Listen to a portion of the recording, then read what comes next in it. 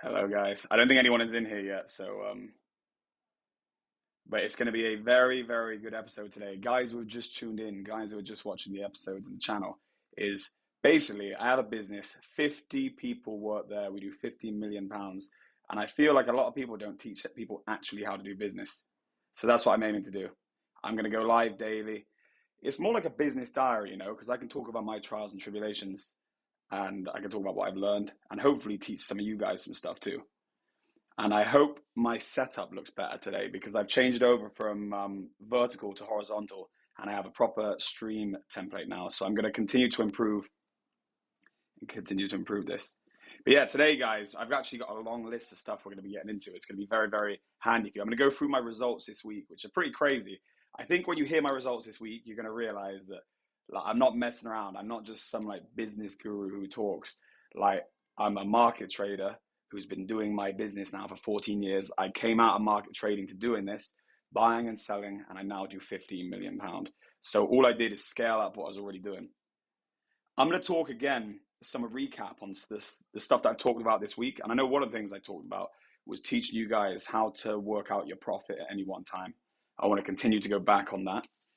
I want to talk more about sales fundamentals. And I also want to go into the features and benefits of an eBay business.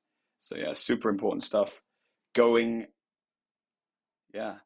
And I also want to get into one of the most valuable things that people are avoiding these days, because I just think everyone's going to university and getting debt.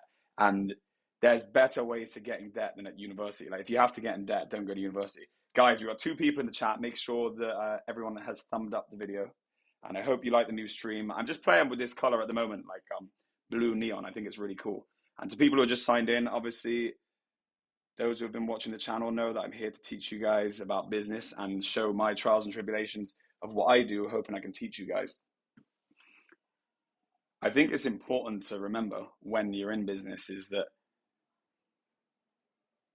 the things that make you not want to start because you feel like it won't work out are the same things that make people in business think it are going to fail. And I think all of those like feelings are designed to be lonely and they're designed to cripple you and make you quit. And this is really a stream. It can even remind people who are in business, who are successful business people. To be honest with you, like a lot of what I say, I need to hear it myself. So yeah, and when I say it, it's kind of like, right, yeah, of course it's going to be hard work. Of course it is. So yeah, let's get into it. So this week, obviously, those of you who have been watching know that I started a UK business a long time ago, 14 years ago. In fact, it was October 2010, which is 13 years, 10 months actually. That's going to be pretty mad, mind. 14 years. Do you know I started this business at 21? So I haven't really had a real job ever. My last real job was at Porcelanosa, the bathroom shop. Hopefully this audio is all right. You're gonna have to let me know. I'm gonna be changing over and getting a proper mic, so there should be a mic set up next time. But like yeah, I'm just getting to grips with all of this stuff, guys. What I nice, we got 7 people in here. Make sure we got 7 likes, guys.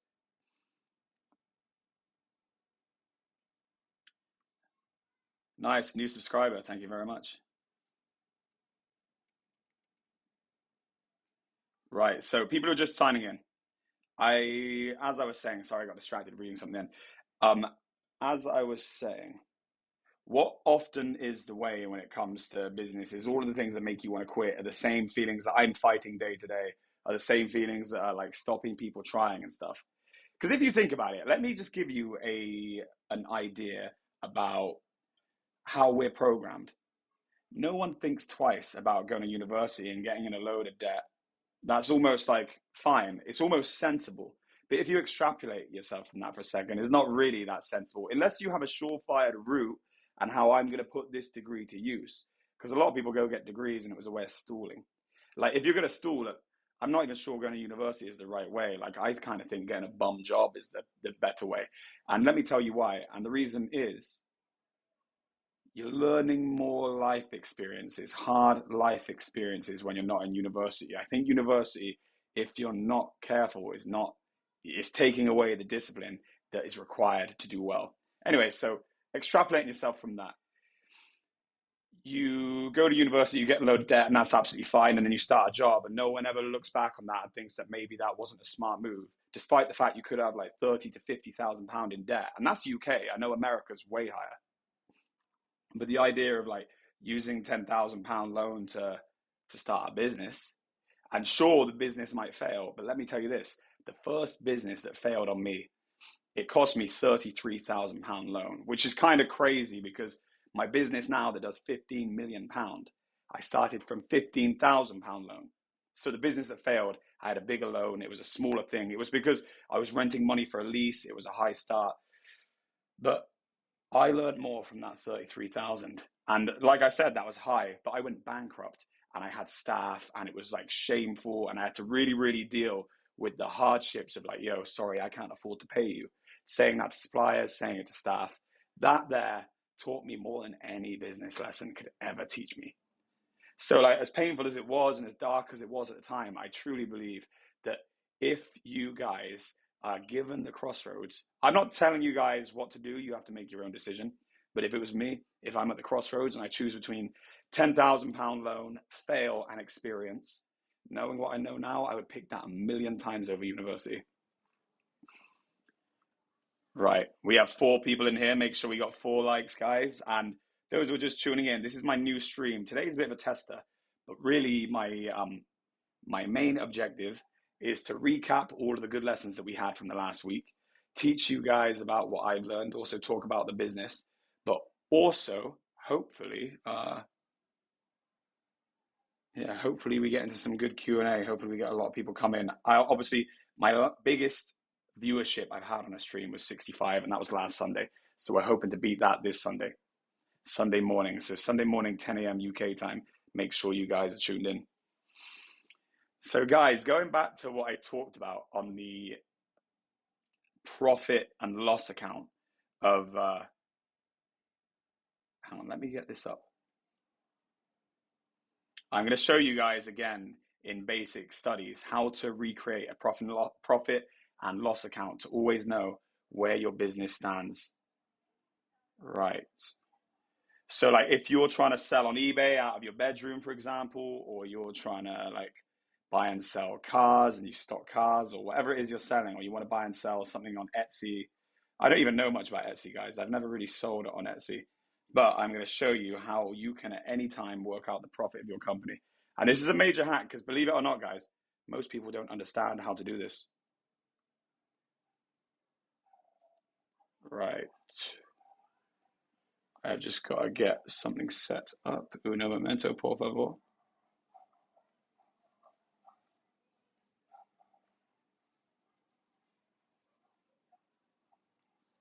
That's trippy. Right, see, this is what I mean. I'm getting used to a proper stream setup like this. Right, okay, so let's get up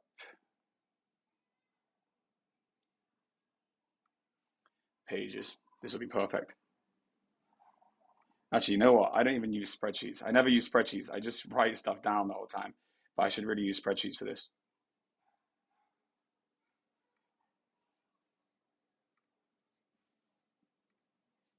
Right.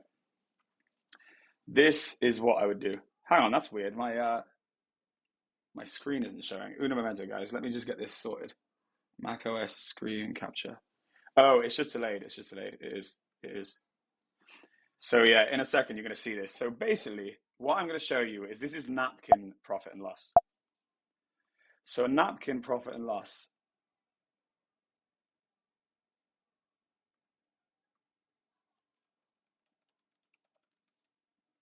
The reason I call it a napkin profit and loss, and I use this for sanity the whole time I've been in business, is it's for you to work out the profit position or the cash position of your company at any time, any one time. And I think really importantly, like some of the like major ups and downs I've seen in business where things have been dire and I've been losing money, the most important thing that's going to give you sanity is regaining control of the business.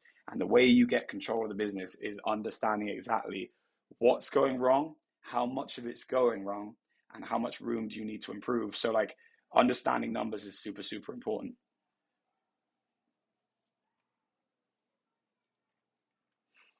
Right, let me show you now. So essentially, you need to basically pin down the areas of liability and value in your business.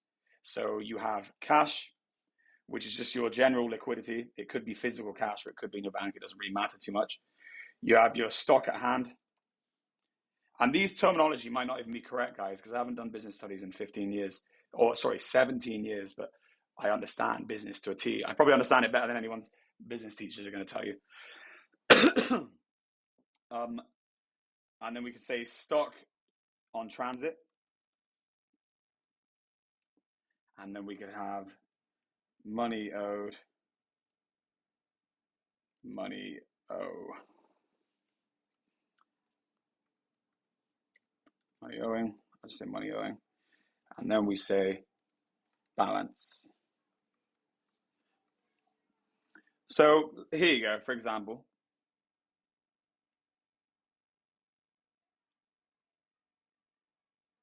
What we might do is say we got 1,000 in cash. Say we saved up £1,000 from working our full-time job, and we want to start an eBay business on the side. So we put £1,000 here. And now let's say you started with £1,500, and of that, £300 is in your bedroom right now. £200 is in the air flying over to you from wherever you just bought it. And you have already made some sales. That doesn't actually add up. What I just said you started with, this already shows progression, because if you started with 1,000, your stock, including money being owed and everything, would be 1,000. You know what I mean? But just, this is fictitious. I'm just going to show you. And yeah, Jack. Yes, brother. If you had to start again, do you think you could make millions on eBay and Amazon today selling phone cases to retail, as they are different beasts to what they were 15 years ago? You know what? Sometimes I think no, but then I think what it is you just have to have your finger on the pulse. And I think I would just obsess over something until I found something that was really selling. I think I would find something. I see too many people on eBay and Amazon right now who are doing really, really well on, yeah. Do you know Etsy as well? Have you heard of Etsy? So I don't have any doubt that I would do it. I just don't know how I would do it. Yeah. I would have to be in the trenches, and I would just be doing what I do now. And that's constantly like, what's going right? Okay, do more of that, do more of that. And what's going wrong? Change, like constant evolution. And I think by then, yeah, because there are plenty of people who are doing loads and loads of money on Amazon. So do I think that I wouldn't be one of them people? Nah, I mean, I'm too egotistical to think I wouldn't be one of them people anyway. Yeah, I definitely would make it work. I don't know how, but I would make it work. So money owed. Let's say I owe 200. And those who know accounts, you put them in a bracket. So when it's owed, it's 200 is in brackets. And then, sorry, what we're owed is money. Anything that's balanced to us is plus. So let's say we're owed 200 and we owe 100. That'll be in brackets. So anything that's a liability to us is a minus. So if it's coming away from us, it's a minus. If we owe it, it's a minus, and that's how it works. Okay, so this, in theory, if it's calculated correctly, should show 1,600. Yeah, there you go, sum 1,600. Okay, cool. I only just got this laptop today, and I don't even know where sum is.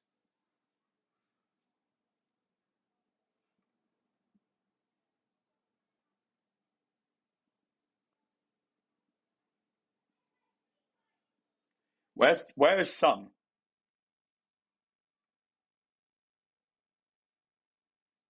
I'm going mad. Does anyone know where sum is? Can you tell me where sum is? Jack, you must know where sum is. Where is sum?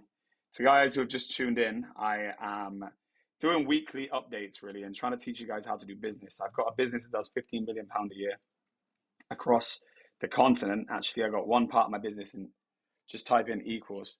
Okay.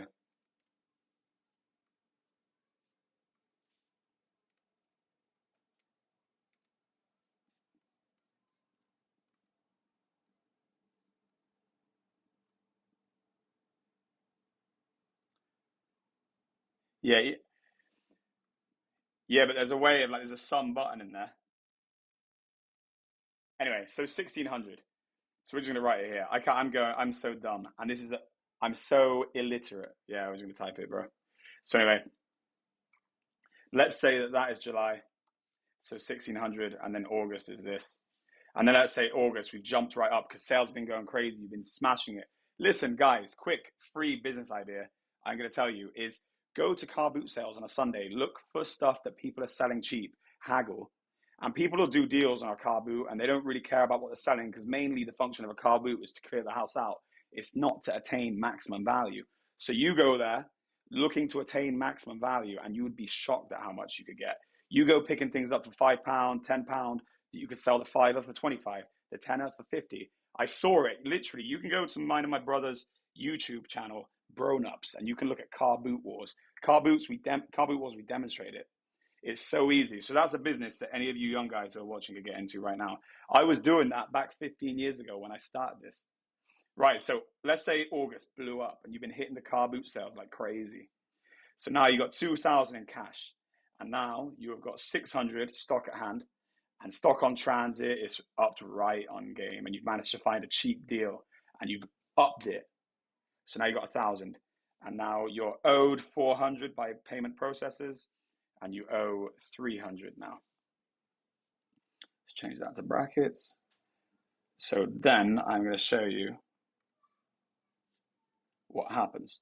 So guys who are just tuning in, I'm showing you how to do napkin profit and loss. So it's for you to work out at any one time what the position of your business is. So what you do is at the end of July, we would have reconciled how much cash we had, how much stock we had, how much stock was on our way to us, how much money was owed, and how much money we are owing. Gave us a grand total with the plus less the with the pluses here, less the minus of 1,600. And now in August, we jumped right out.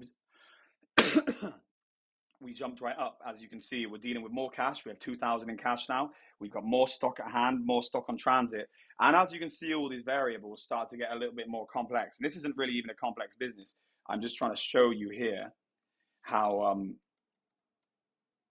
things change pretty fast, you know? So like it would be easy for you to not really know exactly how much money you'd made unless you did this. And obviously I'm showing you the elongated way of doing it because I'm explaining it, but this takes 2 seconds because cash plus stock, money you owe plus money you owe, less money you owe, done. Okay, so here we got 3,700, which means you have a net difference of 2,100 plus. So that means your profit for August is 2,100. And that's how you work it out. But you don't even need it as a method of working out profit. You could just use it as a constant method to understand exactly how much you have in the business. Nice. Yeah, I know. I used to be able to do all these spreadsheet stuff, Jack. Like about 4 or 5 years ago, I used the computer more than I do now. All I do is sit on my phone all day. And this stuff's a bit like, no, it's not like riding a bike. It doesn't come back to you. I need to like learn or something, you know?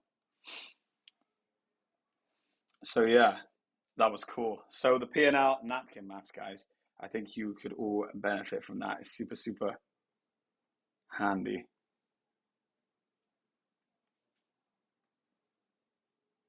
Right.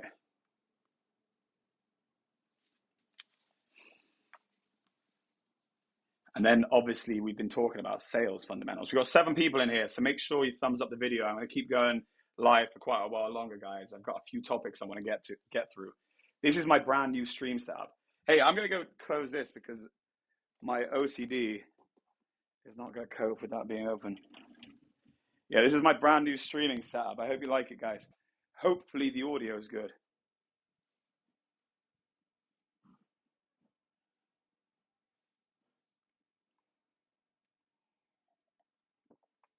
So, okay. Those who are just checking in, we have obviously started a European business 2 years, 10 months ago. 2 years, 10 months. All there was a desk and no phone. Sorry, a desk and no phone calls. No one even knew who we were. And today, my business, my UK business that I started 14 years ago, did £27,000 in sales. And my European business that I started 2 years and 10 months ago did 18,500. So you're just starting to see big paws on a puppy, as they say. Because if we're doing like 70% of what is that? Yeah, like 70% of what 75% of what the UK is doing, and we're 2 years, 10 months, and we're barely hitting the territories that we're going to hit, things are going to be crazy. Saf, oh, thank you very much. I'm glad it looks great. Yeah. Stream Fortnite too. Yeah, you know what? I might stream Fortnite. I might stream Fortnite soon. That might be the next play. I need to get a bit better though. So yeah, guys, we're gonna actually I'm gonna put Fortnite on in the background because I think it's something that looks better.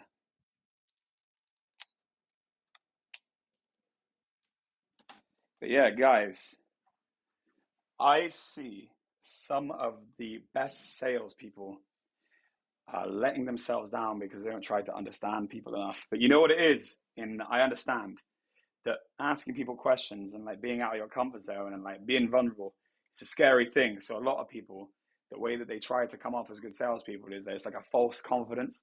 But I think that everyone feels that same way. And I think the sooner you realize that everyone feels that same way, that the sooner then you can really start to go for it. Because they're the same feelings that hold people back from like trying to start a business. Because what are your friends going to think? Or what am I going to come off like a loser to this person and blah, blah, blah. Yeah, look at that. I put my Fortnite on the back. It's so colorful. I think it's too pretty to not have on the back. Do it. Business in the day, Fortnite at night. Yeah, bro. Are you playing a lot of Fortnite at the moment, Jack? Should jump on later, bro.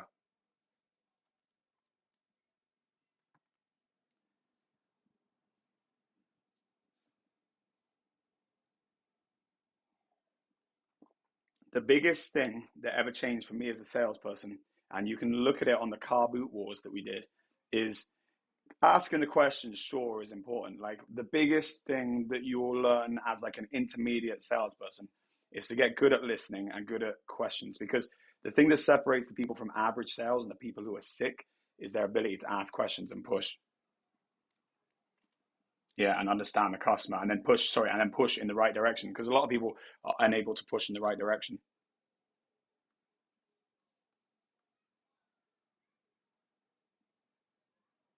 But the biggest thing that I ever learned from selling, and this is again like a scary thing, and if anyone's watching this who sells now, be honest with yourself and ask yourself, do you do this? Is at the end of your pitch and you've talked to the customer, you've done your piece, are you asking for the deal?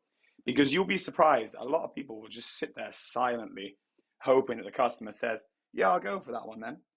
And when I was like 16, well, when I was 14 through to when I was 17, selling bathrooms retail, I just, I didn't really, I was young, I was shy, I didn't really ask for the deal much. My peers would tell me to, but what happened is when I worked at Dreams, I had a manager, and Dreams is a bed shop to those who don't know. I had a manager who wouldn't let me not ask. So when someone didn't buy, she would say, did you ask for the deal? How did you ask? And I wasn't going to lie, so I'd say. And then it got to the point where even if I thought they weren't going to buy, I would still say, so would you like to go for that one then? Yeah. And you'd actually be shocked. Obviously, it's not that many, but even people who weren't that interested, like you can put pressure on them by saying, so would you like to go for that one then? Yeah. Because that almost, they have to offer contention to not say yeah. And I think that's why it's scary to do, because if they haven't even shown that much will, and the reason why it's important, guys, because some people are going to be like, you shouldn't ask for the deal because you're going to piss the customer off. Yeah, yeah, yeah. I actually agree with that if you're doing B2B stuff. But if you're in retail and you might not, like, put it this way, if I'm at the car boot sale and I'm trying to sell you this pen and you're not leaving without buying this pen, no, sorry, and you're going to leave without buying this pen, let's be honest. I could be as nice as I want, but you're probably not going to come back to buy this pen off of me. So I have one opportunity to sell it, and that opportunity is now. So when I was in Dreams, I was working at the bed shop, and they were here to buy a bed. But there's other furniture shops on that retail estate. So if they don't buy it from me, they're going to go somewhere else. And I think that that's why you need to understand that the world is competitive. And if you're not in a relationship building business and you're selling single ticket items, then you are crazy not to ask for the order every time. I ask for it even with the business relationships because people know how I'm like, and that's how I am. I mean, like, it depends on your style. But to be in retail and to go through the pitch and then not ask for the deal, yeah, good luck. Someone else is going to take the deal off you. And then the thing is if they go for that, then even if you have been pushy, like you've got it, then like that's the battle. Where are we at? Oh yes, I'm going for the close. Yeah, have to. Jack leader, always be closing. Yeah, always be closing. That's the best scene. Maybe we should watch that in a second. Yeah, so guys, ask for the deal. Major. We got 8 people in here. I hope we have 8 likes. Make sure you subscribe to the channel. Those who are just tuning in, this is a business channel where I have a business that does 15 million pound a year. and I'm just recapping on what we've learned this week. I started out 14 years ago, and I actually started out a sister part of the business in Europe 2 years, 10 months ago, that 2 years, 10 months ago, no one even knew about. And now we took 20 grand today, or just shy. So it just goes to show. Goes to show, guys, you don't give up. And I tell you, in those first 2 years, so many times I could have given up. It would have been too easy. And I hope you're all enjoying the new stream. This is a new setup.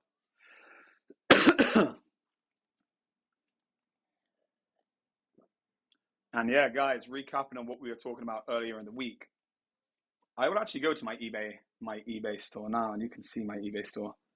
Let me bring up the screen share. Right, okay.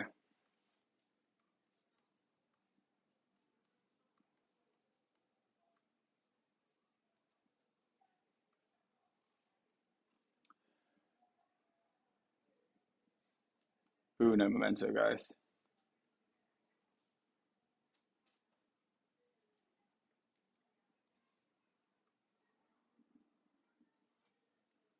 I am gonna go for my eBay account. My eBay account was pretty mad. I stopped doing it in 2000, and I actually stopped eBay before I stopped retail, because like people who were watching the stream earlier will know, it is very difficult to buy for eBay and Amazon, because Amazon's more of a quality-based system, or like consumer. eBay is more cheap and cheerful. So like when I initially started my business out in 2010, uno momento.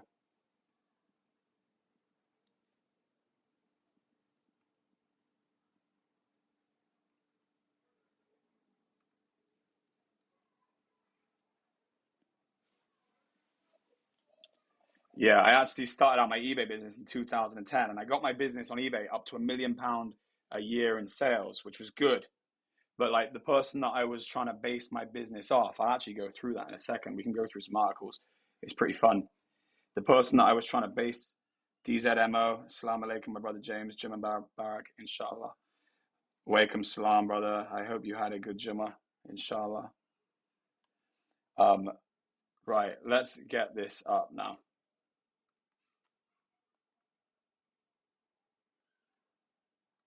So when I was doing eBay, essentially the problem I had, or not problem I had, I started on eBay and Amazon at the same time. And it's a different buying habit for both. I'm going to show you this now. So this is the guy that I was coming for. This is the guy that I wanted to copy. Back in the day in 2010, this guy was a millionaire, and he was a millionaire from eBay. This, I'm going to show you now. But anyway, what happened is this guy's turning over, I think, like 1.7 million a year.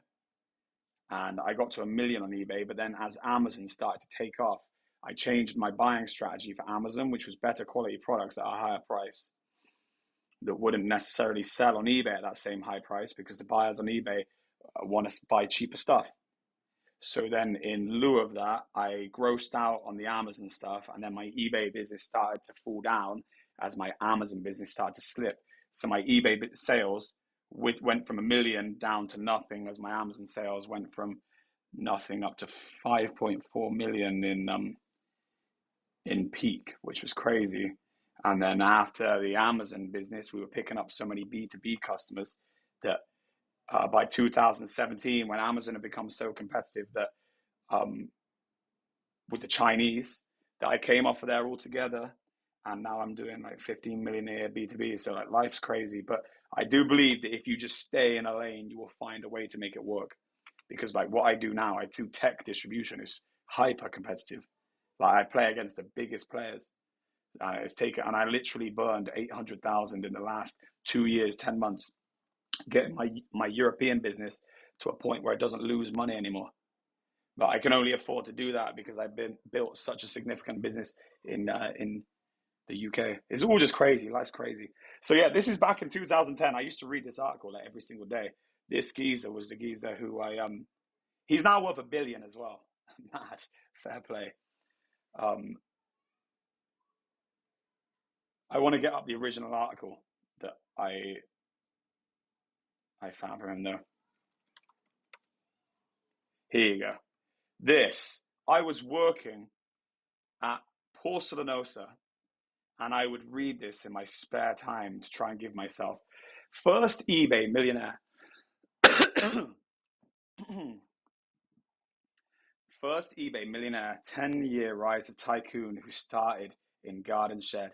Mark Radcliffe started in eBay 10 years ago. His parents' home was his office and their garden shed his stockroom. But his tiny eBay shop soon became a major success, selling everything from mobile phone accessories to protein supplements. Now the garage has made way for a massive warehouse, and 30-year-old Mr. Radcliffe has become the UK's first eBay millionaire. So that's very interesting. Very cool. And look, do you know what those boxes are called? They're called XL5 boxes. I used to have so many of those. When I was in the garage, I had all of my cases, all of my products in those. Bang, bang, bang. And this is what I used to look at the whole time. I was like, he owns a £700,000 home with a 150k Ferrari and a £118,000 Aston Martin on the driveway. His monthly orders of around 36,000 make him the largest eBay trader in Britain, based on sales with his sixth largest in the world. Now, guys, I got a lot bigger than him on eBay and Amazon. He's a lot bigger than me now. He's a billionaire now. He actually, so how crazy is this? I started out in bathrooms, and after he got out of eBay, he went into bathrooms. Isn't life weird? Isn't life weird? So I had a bathroom business that went bankrupt, and I go and check on this guy like 5 years ago, and I was like, what? He sold a bathroom business for $1 billion, or he's floated for $1 billion or something? The intricacies, we can look into that in a sec, but mad. Anyway, fair play to the guy. God bless. That's just wild. But that, like, I thought he'd fallen off, but I couldn't have been any more wrong. Anyway, he owns a £700,000 house with a 150k Ferrari and 118k Aston Martin in the driveway. His monthly orders 36k. I still have to pinch myself. It's a dream come true, said Mr. Radcliffe, who is married with a 1-year-old daughter and lives in Southport. All my mates had mobile phones and needed accessories, so I thought it'd be a good way to make money. Anyway, yeah, so I looked at this guy every single day. And then I managed to get my own article, actually, which is pretty cool.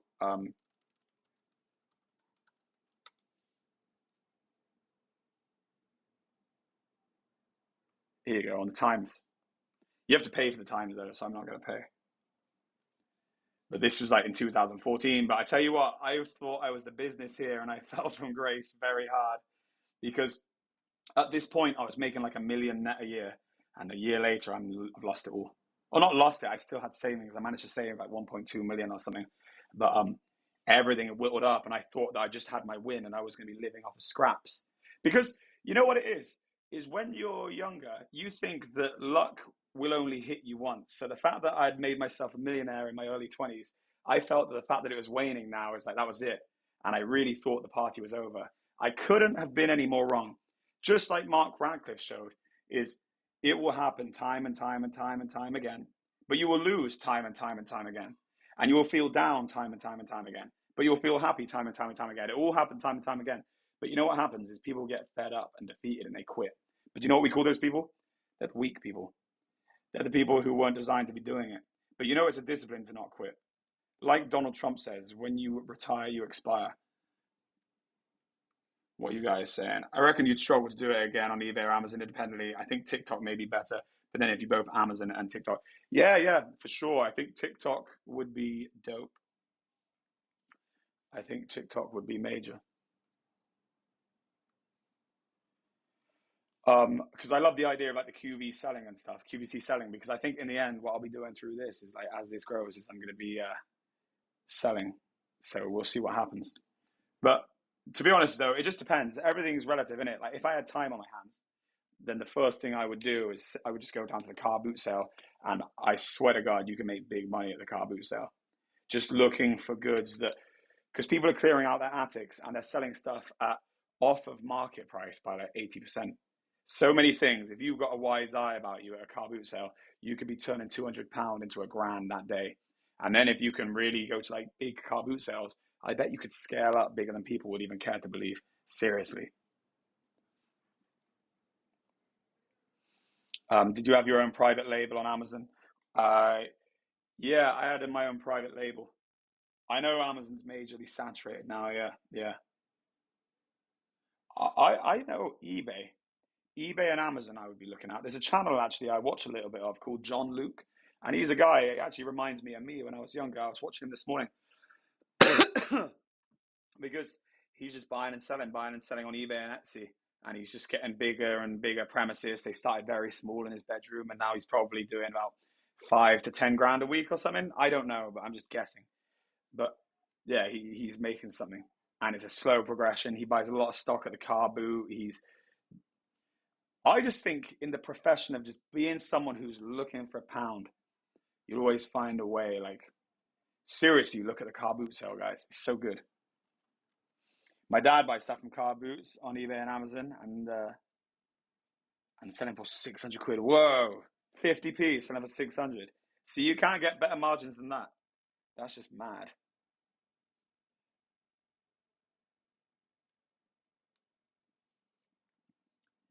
So yeah, I mean, the other reason obviously eBay businesses are so handy to do because you can use it to sell the stuff that you also don't need, and the stuff that you don't need can be the thing that start you off to actually start making money. Especially for you young guys, like just taking money that you don't have already and going to buy stock can be very, very dangerous. So I would probably, as a method of strategy to try and make surefire money, I would be looking to. So I have to keep turning my phone because it's distracting, like having like the chat and my face look at me. But yeah, if I was a young guy, I'd be looking to sell stuff in my bedroom that I wasn't using, stuff that my parents have allowed me to sell, whatever. Like we've all agreed is junk. I don't sell stuff that I'm not allowed to sell. I don't steal. Just make that clear. Um, and then I would use that money and I would go to the car boot sale, and I would go to the car boot sale with access to the internet, and I would be checking how much this item sells for and can I make profit. And then I would take my money and I would buy stuff that I 100% know, well, near as damn it, unless something went categorically wrong and the market's collapsed, that I can make money with. And then, bam. And then I think like once I start to get my capital up to a level where I could maybe take some risks, then I will start to try and take some risks on new products from China. But you need to be very, very careful when you get new products from China, guys, because I'm not even kidding you. And this, see, it still even works in my B2B business the same way. Is I'm lucky if 1 in 20 products hit. So you have to factor the strategy in a way that you're keeping your risks minimum on most of the 20 and you're maximizing on the one that works. So that means that if something starts selling, you're pushing it as hard as you can, because if the market wants it, make sure the market knows you've got it. Because you start getting a bit of luck with a product, but you don't cap out on it, but then you don't even cover off on the losses, and that's how things start to go bad. Business is about limiting your losses and maximizing your opportunities. Super, super important. Of these 5 viewers, I hope everyone has liked and subscribed. John Luke, JONLUC. That's who I check it out. What lessons can you take away from closing this huge week? My lessons this week are the same lessons that I've been harping on to you guys, and it's just reaffirmation of the same thing. It's that God and life, it rewards the people who don't quit, so you just cannot quit. And everything is set up to make it easy for you to quit. And in everything, it's set up to make it easy for you to not approach that girl you like. It's set up to be scary to go and start that business that you want to do. It's set up to make you quit when you've been out there trying to call 100 times and no one's wanting to buy your product. That's what life is. And that's what I've learned. And I've learned that if you don't quit, I don't even know if it's like sometimes it works out. I'm kind of certain that if you don't quit, it always works out. That's what I think. You have to define what we mean by quit here, right? Because quit isn't saying that like I set out to sell pieces of paper and now I'm selling pens, so it didn't count. No, I kept my finger on the pulse, and maybe it was too competitive for paper, but then maybe I found the pen. And I mean this like I could go out selling CDs and floppy disks today, and maybe I bang my head against a brick wall and people say that's a ridiculous idea, they're never going to sell. And it might not be the smartest idea, but I guarantee if you don't quit, you'll find someone out there who's still using them. You'll find someone out there who still needs those legacy products. And I bet there's people who are still doing millions and tens of millions with that product. So by design, I think you can do anything and not quit, and it will work. I think you could even do pens that are dipped with feathers. We just need to wait until we have some catastrophic, like electro storm or something, and the power grids are out, and then everyone's going to need those little ink. I do think that if you're in it, you will win. But obviously, that's not the optimum way to win. The optimum way to win is to get stuff that the market needs right now and do it. The less you lose, the better. Did you have support system when you took the entrepreneurship when you first began? Yeah, I was lucky because I worked on my own, but my granddad, he had started a business and my dad had started a business, and um, the general ethos of what everyone had said to me who always is it's really tough and it's really lonely, and yeah, so I kind of knew, but it is tough and a support network is very important.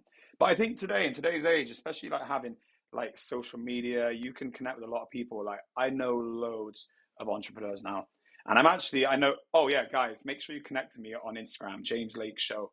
And yeah, any business questions or anything you've got, fire them over and I'll do my best to help. But yeah, I know loads of people who are starting up now and I try to help them out where I can. And yeah, I try to be a support network. I think back when I started in 2010, there wasn't really much going on, but I was very blessed. Mashallah, my dad and my granddad are obviously very, very bright business people. And although they weren't working in my business or doing anything like that, I could phone my dad and I could ask him for his advice. Even when it came to like when I was employing staff and stuff, he was a pivotal mentor. It's only really these last like 4 or 5 years that I don't have any mentor, which is kind of crazy. I tell you what, I have mentors of people I go to for guidance and stuff, but yeah, I don't really have I don't go to anyone for anything in business anymore, really. I got mentors within my business. I got my chairman Ken, I've got our finance director David, but yeah, I need to have more mentors. It's kind of a laziness thing. I think what happens is I get so busy that I don't end up wanting to speak to anyone except for just within my thing. If I could change anything from my past, would I?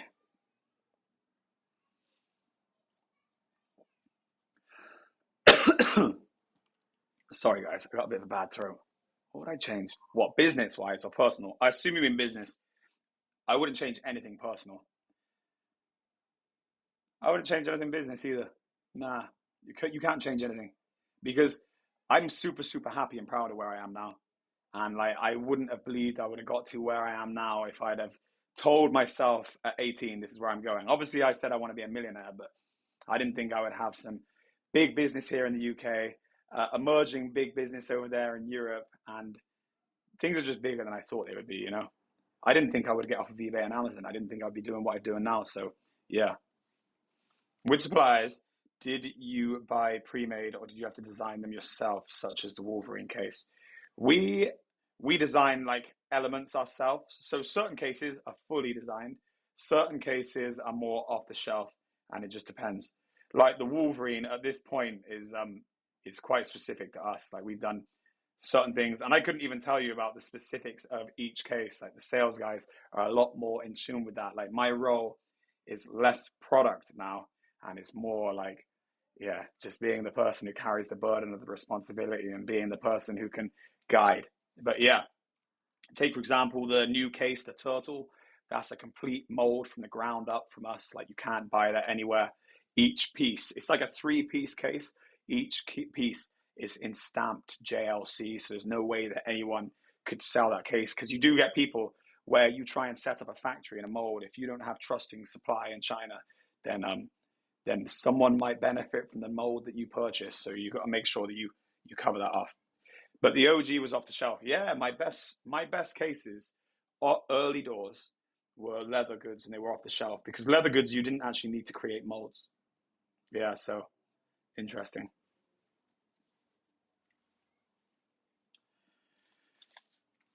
But yeah, what, even like, so guys, I've had some situations where like I had a friend took significant money off of me. I had a supplier was selling me goods and he let me get confident. And then when I came to make a big order, he ran with 250,000 in cash. And at that time, I didn't have that money to lose. That was customer money that they'd given me with trusting me as I was passing on to my supplier, almost like an agent, different supplier to the supplier I use now. This is in 2020. And yeah, I lost it. Honestly, I've never felt stressed like it, like where it was my stomach felt like it was knotting up. I would do napkin maths like I showed you guys earlier, and I'm like, no, I'm 100,000, whatever it was, in a hole. Yeah, that was crazy. But even then, like now I experienced that stress, I could go through it again, so I couldn't take it back. Do you know what I mean? It's interesting, right? Because as rubbish as it is, you need to go through those extreme things so you can take more extreme stress. Because as you get bigger, the stress by design has to get more extreme. Like I had a four-person bathroom business go bust on me when I was 19, and I thought my world was ending. I literally felt like ending everything. Luckily, I didn't, and you should never ever do that because times always end. But I didn't realize that at the time. But here I am now with way, way bigger problems, and in some days I'm way less stressed because I experienced the limit of my stress capability and then I come back down. So yeah, you need to. How did I bounce back? Mm, I was selling things I shouldn't have been selling, like for sanity, just buying, yeah, and that was part of the bounce back. And then I went to the car boot sale. I was selling golf clubs. Yeah, that was, I mean, just buying and selling. A lot of my sanity has always been at car boot sales. So yeah, I bounced back a lot of the car boot sales. Favorite countries I've been to, Dubai and Las Vegas. And obviously they're quite opposite because Dubai is like a crazy sin city and sorry, Las Vegas is Sin City, and Dubai is like obviously a clean, low crime, religious city. But I love them both. I love how big they are. I love all the shops. I love the sun. I love the swimming pools. I just think it's cool. Um, would love if you could do a story time series. Sounds like you have crazy business stories. Yeah, I will. I will do a stories. I'll do a story time series. I'll tell you what I'll do. I'll get some of my business stories ready for Sunday's live. So on Sunday morning, probably around 10 a.m., I'm going to go live from my warehouse. I'm probably actually going to do the business live in the warehouse, which is going to be fun. How much did I make at car boot sales? Most I've ever made at a car boot is probably like £300 net on like a £500 take day. But typically, anywhere between like 100 and £180, I think was kind of the number. When we were doing grown ups recently, we were taking around 150 in take. And we were just doing sunglasses to show you guys what could be bought off of DHgate and sold on at a car boot sale. But our brother Ian, he came down with trainers and he took like £700 in a day. So it just goes to show, like, if you go there with the intent of you want to make a big business, believe it or not, you could do tons. You know, I was telling you all that stuff, like you could buy at a car boot and then sell on eBay. You could buy and sell that same day at the car boot with stock that you bought during the week to sell on a car boot. Because the funny thing about it is you can get cheap stuff that in bulk is the kind of stuff that people would buy loads of at a car boot, like sunglasses, like handbags, like silly things like that. Not silly, but you know what I mean, easy things. And then you go to a car boot with the hat of I'm going to find people's junk that I can sell for more. And then you have this double-ended system that you can actually make a fortune out of, believe it or not. Oh yeah, I used to sell Uggs at the car boot from DHgate. Ha ha ha. No comment, no comment. But hey, I think that's a cool thing. And Paul Smith wallets. Yes, brother. I know a guy who used to sell GHD straighteners and Ugg boots at the car boot. And he used to sell, and this isn't even me I'm talking about, he used to sell them every single Sunday, and he would do £2,500 on a good day at the car boot in Cheddar. That's crazy. Don't you reckon that's crazy? I don't know what you guys have got planned this week. For me, it is, I reckon you'd be better off buying from the car boot and selling on eBay.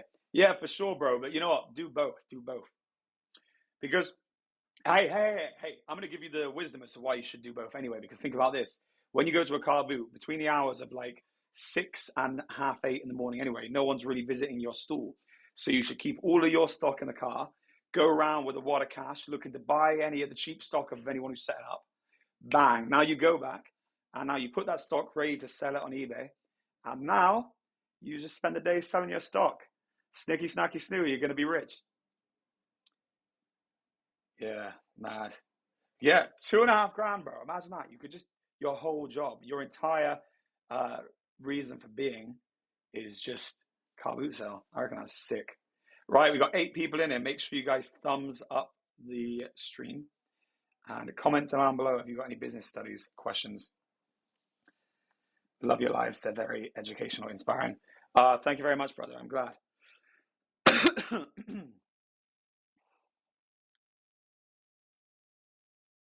And yeah, guys, just going back to the situation of stock value that we talked about earlier in the week, is make sure you're being honest. Uno momento.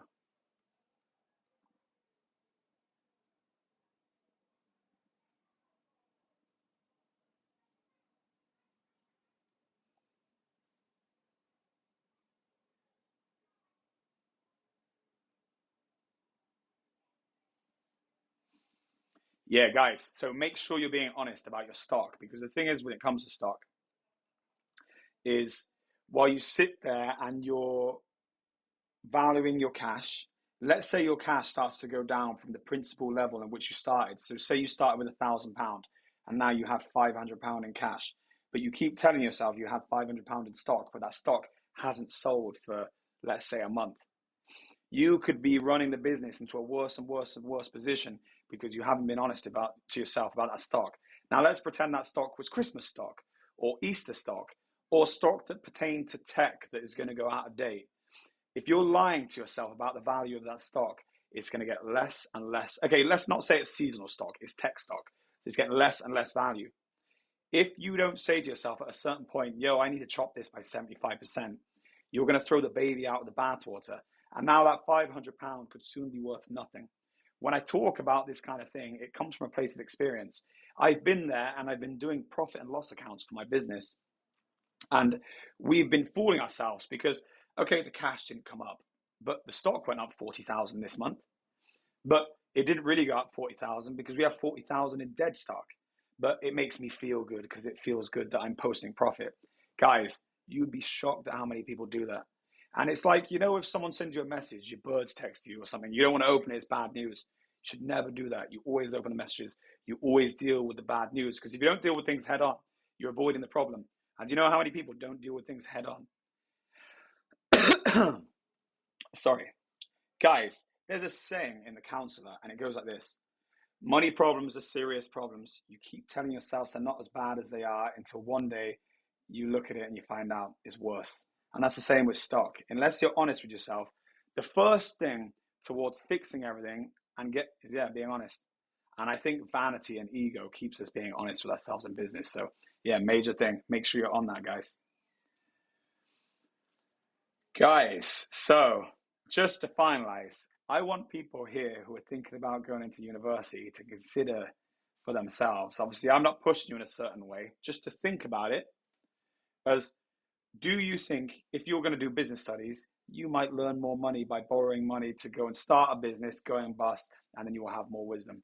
Because if you're honest with yourself, a lot of people are going into these without any intention of using that business studies degree to gain employment. So if you're using that business studies degree to gain business skills, I can tell you without a shadow of a doubt, you are going to make astronomically more skills and experience from going bust and learning the hard way. So yeah, guys, make sure you do that. Wait until the customers come back next week saying they broke, laughing myself. Yeah, you might not want to go back to that car boot sale for a while. What is happiness to me? Happiness is just being busy. It's being too busy to really sit there and fester about your emotions. Because do you know the reason why people in parts of the world who are getting bombed, they're not killing themselves? Is because they're too busy thinking for survival and fighting, because no one wants to die. I think all of this unhappiness and it comes from festering. So happiness for me is self-improvement and being busy. I always get up and try and be better than I woke up that morning. And I don't work that out to money. Like if I lost everything today, I just get back up tomorrow and continue to fight. So yeah, that's what it is. And I'll be proud of myself. I might be butthurt and scared of the future because I don't have any money. And I might feel like my status in this world has gone. Like there's going to be certain external emotions that I'm going to have to deal with. But I would be happy in the end because I know it'd make me wiser. So yeah, happiness for me is self-improvement and making sure that the people around me are happy. And I want to see the people around me happy. But as for me, being happy is not so important. I just want to be improving. What about you? What about you guys? What's happiness for you? All right, guys, I am going to end the live very shortly. I want to hear what you guys are saying happiness is. And the only reason I say happiness is because if happiness isn't that, it can be taken away from you. Because if happiness was your family or your relationships or your money or anything, it could go like a tragic accident could bestow. But if your happiness is built on you being righteous, then yeah, I mean, that's the best thing, I think. You being righteous and being better. I wonder what the happiness of some of like these mega greedy politicians and stuff is, because they can't think they're righteous. So their happiness must be directly linked to what they have in front of them, their power, their money. Mad. Yeah, crazy. Anyway, guys, make sure you subscribe to the channel, thumbs up the video, comment down below with anything you want to see, and make sure you tune in. I'm probably going to go live tomorrow as well, but I don't know what time. But make sure you tune in for my Sunday morning live, where I'm going to go through business studies and business lessons. It's going to be a super, super valuable show for you guys to tune into. So yeah, happiness is to be satisfied with what God gave you in life. Yeah, that is true. That is true. 100%, brother. I like it. Nice, guys. Well,